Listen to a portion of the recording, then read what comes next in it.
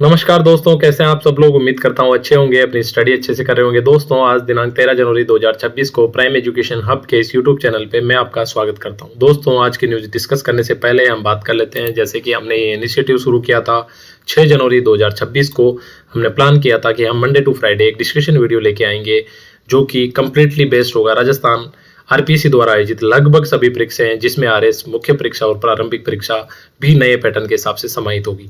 ये current affairs इस तरह से होंगे, हम इस तरह से डिस्कस करेंगे जिसमें आपकी कैपेसिटी बिल्डिंग हो, साथ ही आप नए पैटर्न के हिसाब से क्वेश्चंस का आंसर करने में कैपेबल हो, चाहे वो प्रीलिम्स का क्वेश्चन हो या मेंस का, चाहे वो ऑब्जेक्टिव क्वेश्चन हो या सब्जेक्टिव। इस वे में हमने डिस्कशन शुरू किया था। और दोस्तों, अभी जो हाल ही में सिलेबस चेंज हुआ है, ये हमारी इस अप्रोच को और ज़्यादा मजबूत करता है। चलिए दोस्तों, हम डिस्कस करते हैं आज के इंपॉर्टेंट आर्टिकल्स। सबसे पहला जो आर्टिकल है, आपको पता है जैसे ही विंटर शुरू होता है दिल्ली में पोल्यूशन की प्रॉब्लम काफ़ी बढ़ जाती है।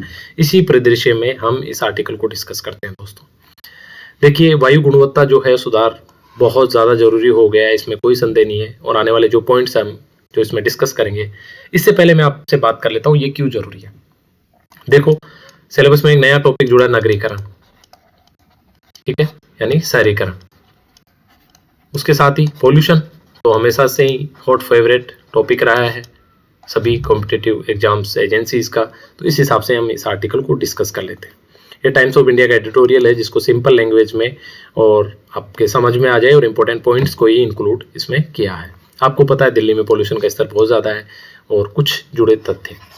दोस्तों, एक बहुत ही चौंकाने वाला एक फैक्ट है यहाँ पे। WHO ने PM 2.5, ये एक प्रदूषित मटेरियल है, माने कि एक प्रदूषण का छोटा कण है जिसकी एक पर्टिकुलर मात्रा है PM 2.5। WHO ने ये बोला है कि उसका जो स्तर है हवा में वो 5 माइक्रोग्राम प्रति क्यूबिक मीटर, यानी 5 माइक्रोग्राम प्रति क्यूबिक मीटर से ज़्यादा नहीं होना चाहिए। यानी किसी हवा में अगर PM 2.5 का स्तर 5 माइक्रो क्यूबिक मीटर से कम है प्रति क्यूबिक मीटर, 5 माइक्रोग्राम प्रति क्यूबिक मीटर, तो वो हवा स्वच्छ है। दोस्तों, आपको ये जानकर आश्चर्य होगा कि दिल्ली में इसका स्तर 700 है, यानी जो चीज 5 होनी चाहिए वो 700 है। मतलब पोल्यूशन है नहीं, किस लेवल का है, ये अपने आप में एक चौंकाने वाला तथ्य है। साथ ही आप इसमें क्या होता है, PM जो कण होते हैं वो हमारे शरीर में हमारी सांस के साथ में फेफड़ों में जाके ब्लड में मिल सकते हैं और ब्लड में मिल जाते हैं। इस टाइप से ये प्रॉब्लम क्रिएट करता है। दूसरा, दिन में 30 सिगरेट पीने के बराबर है। दोस्तों, अब जो ये फैक्ट है मैं आपको ये समझाना चाह रहा हूँ, क्योंकि यहाँ आपकी कैपेसिटी बिल्डिंग की बात है। कोई भी क्वेश्चन जो पोल्यूशन से रिलेटेड है, उसमें चाहे सजेशन मांगे, उसमें चाहे स्थिति बतानी हो, आप अपने इंट्रोडक्शन में एक लाइन इस फैक्ट की डालते ही एग्जामिनर इंप्रेस हो जाएगा कि yes, the individual has some good knowledge. उसकी कैपेसिटी है, उसकी पकड़ है, उसके नॉलेज का एक स्तर है। क्या कि WHO का कहना है PM 2.5 का स्तर हवा में 5 माइक्रोग्राम प्रति क्यूबिक मीटर से अधिक नहीं होना चाहिए, जबकि दिल्ली में 700 है। इतना ही आपने एक नंबर ले लिया। उसके बाद जो फैक्ट्स है, जो आगे रिक्वायरमेंट है क्वेश्चन की, वो आप पूरी करिए। आगे बात करते हैं दोस्तों, आसपास के शहरों में भी ये 150 से 200 एक सामान्य चीज हो गई। और दिल्ली को छोड़ के मुंबई, बेंगलोर, पुणे, अहमदाबाद वगैरह, इनमें तो इससे भी जो नॉर्मल सिटी है उससे भी। और एक जरूरी बात यह है कि WHO का जो ये स्टैंडर्ड है, इसको तो इंडिया का कोई भी डिस्ट्रिक्ट मीट नहीं करता। यानी कि भारत के हर जिले का जो प्रदूषण का स्तर है वो WHO के इन पैरामीटर्स के बाहर है। आगे डिस्कस कर लेते हैं कारण क्या है दिल्ली में प्रदूषण के। तो राइटर ने ये बताया कि दिल्ली की हवा शांत हो गई है। इसको टेक्निकली बहुत समझने की जरूरत नहीं है कि एक स्टैंडर्ड एक जगह स्टैटिक हो गई है दिल्ली की हवा, तो ना तो हवा बाहर निकल पा रही है ना अंदर निकल पा रही है। एक इस तरह की सिचुएशन दिल्ली में क्रिएट हो गई है कि जहाँ पे नई हवा, उस तरह से हवा क्या होती है, जैसे एक पर्टिकुलर जगह मान लो कोई हवा है, नई हवा आई, वो हवा निकल गई, नई हवा ने वहां जगह ले ली, इस टाइप से। लेकिन दिल्ली में ऐसा नहीं हो पा रहा है। उपाय क्या हो सकते हैं? अब वे फॉरवर्ड की बात करते हैं। आर्टिकल में कह रहा है कि भाई चीन में भी पोल्यूशन का स्तर बहुत ज्यादा था, चीन में भी इंडिया की तरह कारें और फैक्ट्रियां बहुत ज्यादा, लेकिन वहां उन्होंने हवा साफ करी है अपनी। और एक समय 15 से 20 साल पहले चीन में भी ये स्थिति थी, तो हम क्यों नहीं कर सकते? तो कुछ सजेशन इस आर्टिकल में दिए जा रहे हैं कि सार्वजनिक वाहन बढ़ाए जाने चाहिए। विनिर्माण GDP के 16% पे है, अभी 25% के लक्ष्य पे पहुंचना है, तो आपको सख्ती से नियमों का पालन करना होगा। दूसरा एक फैक्ट ये देते हैं कि 2000 या 2001 में जब CNG इंडिया में फर्स्ट टाइम आया था, दिल्ली में स्पेशली जब CNG लागू किया गया था, तो हवा में काफ़ी सुधार आया था। तो ये एक सजेशन कि आप अगर नई तकनीक, कुछ नया सुधार करते हो तो डेफिनेटली कुछ चेंज आता है, प्रॉब्लम का कुछ हद तक सोल्यूशन भी होता है। तो आर्टिकल में लास्ट में ये कहना चाह रहा राइटर की इस समस्या के प्रति सजग होने और नीतिगत बदलाव लाने की तुरंत जरूरत है। अब अगर आप जैसे अभी 150 शब्द का कर दिया आरपीएससी ने भी मुख्य परीक्षा में क्वेश्चंस के आंसर की शब्द सीमा। अब मैं आपको बताना चाहता हूँ कि 100 वर्ड्स में तो बहुत स्कोप नहीं होता, लेकिन 150 शब्द के आंसर में आपको इंट्रो भी, ठीक है, मेन बॉडी और कंक्लूजन दोनों का ही स्पेस आपको मिल जाता है। तो इस तरह की लाइन कंक्लूजन में सीधी ऐड की जा सकती है। सरकारों को इस समस्या के प्रति सजग होने, नीतिगत बदलाव लाने की तुरंत आवश्यकता है। दूसरा, बीच के पॉइंट्स में उपाय क्या हो सकते हैं। आजकल जितने भी सिविल सर्विस के एग्जाम्स, स्पेशली यूपीएससी, वो आपकी तरफ से सजेशन मांगते हैं। तो आप ऐसे कोई किसी भी सब्जेक्ट के हर क्वेश्चन के ज्ञाता तो हो नहीं सकते, तो आपको इसी तरह के जनरल आपको वहाँ सजेशन देने होते हैं। तो इस तरह ये आर्टिकल इंपॉर्टेंट था। चलते हैं अगले आर्टिकल की तरफ। अगला जो आर्टिकल है वो परमाणु ऊर्जा आयोग के बारे में है, परमाणु ऊर्जा सुधार के बारे में है। दोस्तों आपको पता है लास्ट मेंस में भी परमाणु ऊर्जा पर सीधा सवाल एक पूछा गया था, जो कि बजट से संबंधित था। तो इसी तरह हमने एक नया बिल लोकसभा में sustainable harnessing and advancement of nuclear energy for transforming India विधेयक 2025 लोकसभा में पारित किया गया है। इसमें क्या है कि 2008 में जो भारत और अमेरिका के बीच जो समझौता हुआ था परमाणु, और काफी यूपीए गवर्नमेंट इसको एज सक्सेस, और वो था भी सफलता, क्योंकि बिना NPT treaty, non proliferation treaty, यानी न्यूक्लियर अप्रसार संधि में साइन किए बगैर भारत को अमेरिका ने न्यूक्लियर सप्लाई करने का एक समझौता किया गया था, जो काफी सक्सेसफुल था। लेकिन 2008 से ये रुका हुआ है, इसमें कोई प्रोग्रेस नहीं हुई है। तो अब जो ये नया बिल आया है, इससे क्या क्या फायदे हो सकते हैं। इसमें ये हो सकते हैं कि नए जो परमाणु रिएक्टर की स्थापना होगी उनमें निजी भागीदार भी इक्विटी ले सकेंगे, यानी कि प्राइवेट पार्टनर्स भी, प्राइवेट प्लेयर्स भी इसमें अब अपनी भागीदारी ले सकेंगे। तो इससे क्या है कि डेवलपमेंट अच्छा होगा। दूसरा, सोवरेन, जो वर्ल्ड के ग्लोबल सोवरेन वेल्थ फंड्स है, जो काफी बड़ी बड़ी एजेंसीज है दुनिया की, जो इस तरह के प्रोजेक्ट्स में निवेश करती है, उनके लिए भी रास्ते खोल दिए गए। ठीक है, और हमारे आपको पता है स्वच्छ और ग्रीन हमारा मिशन ही रहा है, क्योंकि जिस तरह से हमने पिछले आर्टिकल में डिस्कस किया पॉल्यूशन का क्या लेवल है, तो हमारे लिए क्लीन एनर्जी सबसे बड़ी रिक्वायरमेंट है, तो उसको भी फुलफिल करने में ये मदद करेगा। दूसरा, हमारा एक लक्ष्य है कि 2070 तक हम हमारी अर्थव्यवस्था को नेट जीरो, यानी कार्बन का उत्सर्जन जीरो पे लेके आएंगे। उस लक्ष्य को हासिल करने में भी हमारे लिए बहुत इंपॉर्टेंट है, एक रोड मैप का काम करता है। ठीक है दोस्तों, फैक्ट क्या क्या याद रखने हैं। फैक्ट इतना याद रखना है कि एक नया बिल लोकसभा में पारित हुआ है परमाणु ऊर्जा, उससे फायदा क्या होगा कि एक तो नई योजनाओं में नए भागीदार मिल सकेंगे, लोग बाहरी जो सोवरेन वेल्थ फंड्स है वो निवेश कर सकेंगे, और ग्रीन एनर्जी और हमारा 2070 तक नेट जीरो का जो लक्ष्य है उसको हासिल किया जा सकता है। ठीक है दोस्तों, आगे चलते हैं। आज के न्यूज़पेपर्स में और स्पेशली ई सूजस में भी ये मेंशन काफी प्रोमिनेंटली है। एक नीति, राजस्थान युवा नीति 2026 लॉन्च की है सरकार ने। देखिए फिल्म्स में तो ऐसा कोई सीधे फैक्ट्स अभी आए नहीं, अगर आगे आएंगे तो हम उसमें जोड़ लेंगे। 12 जनवरी को राज्य स्तरीय युवा महोत्सव के समापन पर ये नीति जारी की गई। देखो आरपीएससी में ये पूछने का ट्रेंड है, वो पूछा भी जा सकता है कि कब, 12 जनवरी और किस इवेंट पे, राज्य स्तरीय युवा महोत्सव के समापन पर। आप इसको विवेकानंद जी के जन्मदिन से याद रखेंगे। 12 जनवरी आपको पता है देश में युवा दिवस के रूप में मनाया जाता है। ठीक है, और उसी के अवसर पर, उसके समापन के अवसर पर यह नीति जारी की गई। इसमें होगा क्या, इसमें एक युवा स्वरोजगार योजना जारी की गई। उस योजना के बारे में हम आगे बात करेंगे अगली स्लाइड में।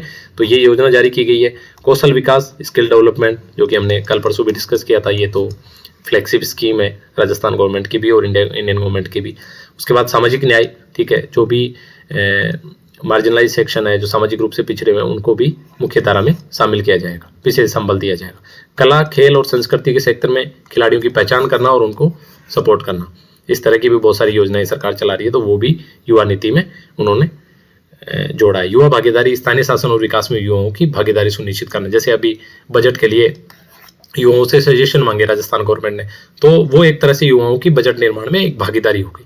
तो इस तरह के कार्य राजस्थान सरकार इस नीति के माध्यम से करेगी। तो आपको ये प्रीलिम्स के पर्सपेक्टिव से तो बहुत इंपॉर्टेंट नहीं है, सिवाय इस डेट के ये पूछा जा सकता है। बाकी ये मेंस के हिसाब से कुछ पॉइंट्स आपको एक आइडिया मिल जाता है ओवरऑल, वो ये है। उसी दिन 12 को ही रोजगार नीति 2026 भी जारी की गई और 1 लाख भर्तियों के जो कैलेंडर है वो भी जारी किया राजस्थान सरकार ने। सॉरी, इसमें पहला फैक्ट क्या है, मार्च 2029 तक 15 लाख रोजगार उपलब्ध करवाने का सरकार ने एक रोड मैप दिया है। तो ये इंपॉर्टेंट है, पूछा जा सकता है। मार्च 2029 भी स्टेटमेंट में आ सकता है, ये आपको याद रखना है।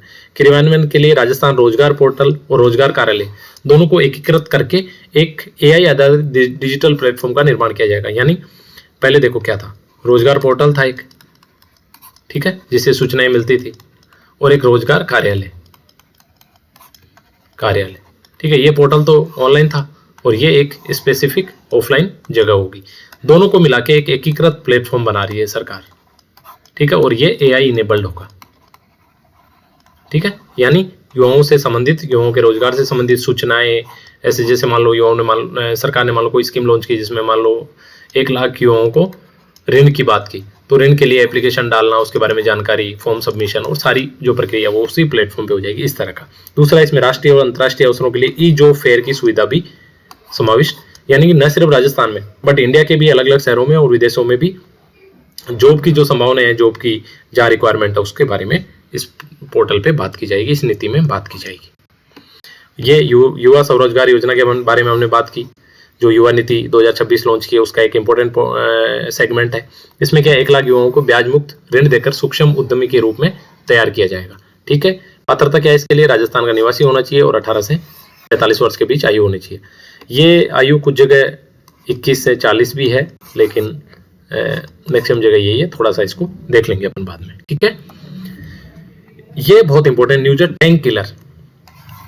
टैंक से आपको क्या समझ आता है, टैंक जो युद्धक टैंक होते हैं दोस्तों, ठीक है। किलर यानी इसको मारने वाली, ठीक है, ऐसे आप इसको याद रखेंगे। ये एक स्वदेशी, यानी कि इंडिया ने अपनी टेक्नोलॉजी से इसका निर्माण किया है। पहली चीज, मैन पोर्टेबल। देखो मैं आपको समझाता हूँ मैन पोर्टेबल क्या होता है। एक मान लो मिसाइल 1 है ये, ठीक है, मिसाइल 1, ये मिसाइल 2 है, ठीक है। ये जो मिसाइल 2 है, इसके लिए एक प्लेटफॉर्म चाहिए। मान लो एक बड़ा सा ट्रक है, उस ट्रक में इसका लॉन्चिंग स्टेशन बनाया गया, तो ये एक टाइप हो गया। दूसरा ये कि यहाँ एक ह्यूमन है, ठीक है, ठीक है, और वो अपने कंधे पे रख के इसको चला रहा है, इसको बोलते हैं मैन पोर्टेबल, यानी आदमी द्वारा पोर्टेबल। तो ये जो मिसाइल है, ये किसी सिस्टम पे रख के नहीं, व्यक्ति जैसे राइफल या बंदूक को रखता है वैसे ही अपने कंधे पे रख के इस मिसाइल का प्रयोग कर सकता है। तो इस तरह की ये मिसाइल है। एंटी टैंक, एंटी टैंक का मतलब होगा टैंक की एंटी, मतलब टैंक को डिस्ट्रॉय करने में यूज, ठीक है। DRDO हैदराबाद द्वारा आधुनिक स्वदेशी तकनीक, पहले हमने बात कर ली, विकसित किया गया है। 3rd पीढ़ी की मिसाइल है दोस्तों। पीढ़ी से क्या समझते हैं आप, 3rd जनरेशन, इंग्लिश में इसको जनरेशन बोलते हैं। जनरेशन का मतलब हो गया जैसे जनरेशन 1 की मान लो मारक क्षमता है 1 किमी, ठीक है। जनरेशन 2 मारक क्षमता 2 किमी, जनरेशन 3 मारक क्षमता 3 किमी। दूसरा, ये तो रेंज के हिसाब से हो गया, दूसरा सिस्टम के हिसाब से, दूसरा फ्यूल के हिसाब से क्या सेटअप यूज कर रही है, दूसरा एक्यूरेसी के हिसाब से। तो ये इससे ज़्यादा अपग्रेडेड वर्जन है, मतलब जनरेशन 3 एक टॉप वर्जन है टेक्नोलॉजी के हिसाब से। इंपॉर्टेंट फैक्ट एक और इसमें कि जोधपुर स्थित डिफेंस लैब ने टारगेट टैंक के सिमुलेशन के लिए थर्मल टारगेट सिस्टम, देखो क्या होता है। अब मान लो इस मिसाइल का परीक्षण करना है, ठीक है, परीक्षण करने के लिए एक टारगेट तो चाहिए ना। तो जोधपुर जो डिफेंस लैब है उसने एक सिमुलेशन टारगेट विकसित किया है इस मिसाइल के लिए, तो ये भी एक इंपॉर्टेंट फैक्ट हो जाता है दोस्तों, याद करनी है। टैंक किलर क्या है, एक स्वदेशी man portable anti tank missile है, हैदराबाद DRDO द्वारा विकसित है, स्वदेशी तकनीक से बनाई गई है, 3री पीढ़ी की मिसाइल है और जोधपुर स्थित डिफेंस लैब ने इसके लिए सिमुलेटर एक थर्मल टारगेट विकसित किया और रेंज इसकी 2.5 किमी, ठीक है दोस्तों। ये बहुत इंपॉर्टेंट न्यूज है, आप इसको देख लेंगे और नोट्स बना लेंगे। अगले कुछ इंपॉर्टेंट फैक्ट्स में आपके बारे में हम बात कर लेते हैं दोस्तों। भारतीय सेना की एक मेजर है स्वाति शांता कुमार, इनको एक अवार्ड मिला है UN महासचिव पुरस्कार 2025। बहुत इंपॉर्टेंट पुरस्कार है, UN का पुरस्कार है, एग्जाम्स के हिसाब से वेरी वेरी वेरी इंपॉर्टेंट। आप मान के चलिए किसी न किसी एग्जाम में पूछा ही जाएगा। दक्षिणी सूडान में शांति स्थापना में महिलाओं की भागीदारी बढ़ाने के, दोस्तों होता क्या है, देखो ये UN है, सारे कंट्री जितने भी कंट्री है अपने अपने देश से कुछ सैनिक UN में भेजते हैं, सोल्जर्स। वो क्यों भेजते हैं, कुछ देशों में जैसे सूडान, कांगो, इन देशों में क्या है कि गृह क्लेश चल रहे हैं, यानी कि इनमें गृह युद्ध चल रहे हैं। उन गृह युद्ध में यहाँ उन सैनिकों की, जो UN में जो सैनिक हैं उनकी तैनाती होती है। तो इसी तरह हमारी भारतीय सेना से ये मेजर रैंक है उनकी सेना में। स्वाति शांता कुमार भी यहाँ सूडान में पोस्टेड थी। इन्होंने सूडान में क्या किया कि वहाँ प्रॉब्लम्स को ठीक करने में वुमेन्स का पार्टिसिपेशन बढ़ाया, यानी वहाँ की महिलाओं को मोटिवेट करके समझाने में और स्थिति को ठीक करने में एक बेहतरीन, आप सोच के देखिए, एक हिंदुस्तानी महिला जो वहाँ की भाषा भी नहीं जानती और सारी चीज़ें और कई सारी प्रॉब्लम्स, उसके बावजूद उनको कनेक्ट करके उनको कोऑर्डिनेट करके और इस तरह सिचुएशन में सुधार लाना, ये बहुत बड़ा काम है। तो उस हिसाब से आप याद रखेंगे मेजर स्वाति शांता कुमार। ठीक है, यूएन महासचिव पुरस्कार 2025 दक्षिणी सूडान, महिलाओं की भागीदारी। ठीक है, समझ गए। ये भी बहुत इंपॉर्टेंट न्यूज है, पंखुड़ी डिजिटल पोर्टल। ठीक है, ये किसने लॉन्च किया दोस्तों? ये महिला और बाल विकास मंत्रालय, भारत सरकार ने। ठीक है, भारत सरकार ने क्यों लॉन्च किया, किस लिए लॉन्च किया? महिलाओं और बच्चों से संबंधित जो योजना है उनके लिए एक पोर्टल, ये बहुत इंपॉर्टेंट है, इसको भी आप वेरी वेरी इंपॉर्टेंट मान लें।